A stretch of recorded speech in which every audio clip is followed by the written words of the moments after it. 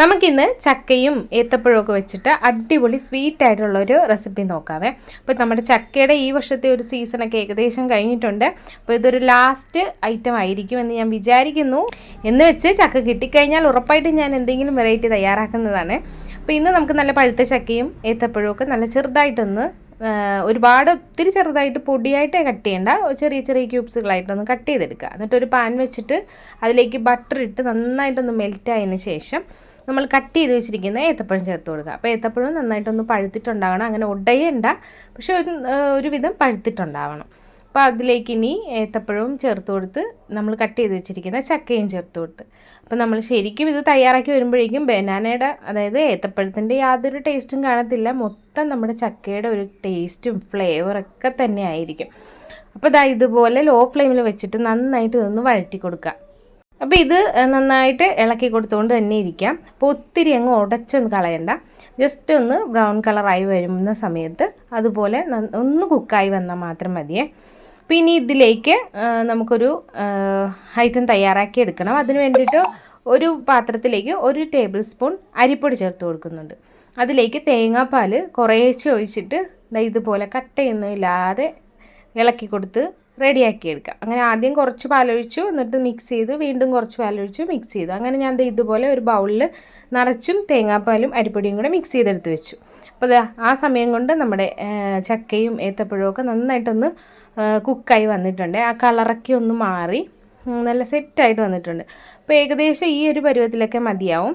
ഒത്തിരി അങ്ങ് ഉടച്ച് കളയേണ്ട, നമുക്ക് കഴിക്കാനും കൂടെ വേണ്ടിയിട്ടാണ്. അപ്പോൾ നല്ല സ്മെല്ലെന്ന് പറഞ്ഞാൽ നമ്മുടെ ബട്ടറിലൊക്കെ ഈ ചക്ക ചേർന്നിട്ട് നല്ല അടിപൊളി സ്മെല്ലാണ് വരുന്നത്. ഇനി ഇതിലേക്ക് ഒരു ഫ്ലേവറിന് വേണ്ടിയിട്ട് നമുക്ക് ഏലക്കാപ്പൊടിയും കൂടെ ചേർത്ത് കൊടുക്കാം. അപ്പോൾ അതും കൂടെ ചേർത്തിട്ട് നന്നായിട്ടൊന്ന് മിക്സ് ചെയ്തെടുക്കാം. ഇനി ഇതിലേക്ക് മധുരത്തിന് ആവശ്യമായിട്ട് നമുക്ക് കുറച്ച് പഞ്ചസാര കാരമൽ ചെയ്തെടുക്കണം. അപ്പം ചക്കയ്ക്ക് അത്യാവശ്യം നല്ല മധുരമുള്ള ചക്കയാണ്, അതുകൊണ്ട് ഞാൻ 2 സ്പൂൺ പഞ്ചസാര മാത്രമേ ചേർക്കുന്നുള്ളൂ. അപ്പോൾ നിങ്ങൾക്ക് മധുരത്തിനനുസരിച്ചിട്ട്, അതായത് നമ്മൾ ഇതിലേക്ക് ഇനി തേങ്ങാപ്പാലൊക്കെ ഒഴിക്കുന്ന സമയത്ത് മധുരം കുറഞ്ഞു വരും. അതുകൊണ്ട് ചക്കയുടെയൊക്കെ മധുരം കുറഞ്ഞു വരാം, അതുകൊണ്ട് നിങ്ങൾക്ക് മധുരം അതനുസരിച്ചിട്ട് കൂട്ടി കൊടുക്കാം. അപ്പോൾ ഒത്തിരി മധുരമൊക്കെ ഇഷ്ടമുള്ളവർക്ക് ഒരു 3-4 ടേബിൾ സ്പൂൺ വരെ ആക്കിയെടുക്കാം. അപ്പം ഞാൻ കുക്ക് ചെയ്ത ചക്കയും ബനാനയും ഒരു സൈഡിലേക്ക് മാറ്റിയിട്ട് കുറച്ച് ബട്ടറും കൂടെ ഒന്ന് ഇട്ട് കൊടുത്തൊന്ന് മെൽറ്റ് ആയതിന് ശേഷം അതിലേക്ക് 2 സ്പൂൺ പഞ്ചസാര ഇട്ട് കൊടുക്കുന്നുണ്ട്. എന്നിട്ട് ഇത് അധികം കരിച്ച് കളയാതെ ഒന്ന് ലോ ഫ്ലെയിമിൽ വെച്ചിട്ട് ഇതുപോലെ ഒന്ന് റെഡിയാക്കി എടുക്കാം. അപ്പോൾ ഒത്തിരി സമയമൊന്നും വേണ്ട, വളരെ പെട്ടെന്ന് നമുക്കിത് തയ്യാറാക്കിയെടുക്കാം. അപ്പോൾ ഇതുപോലെ നല്ല ക്യാരമലായിട്ടൊന്ന് വരണം, കരിച്ചൊന്നും കളയാതെ നല്ല രീതിയിൽ തന്നെ തയ്യാറാക്കിയെടുക്കുക.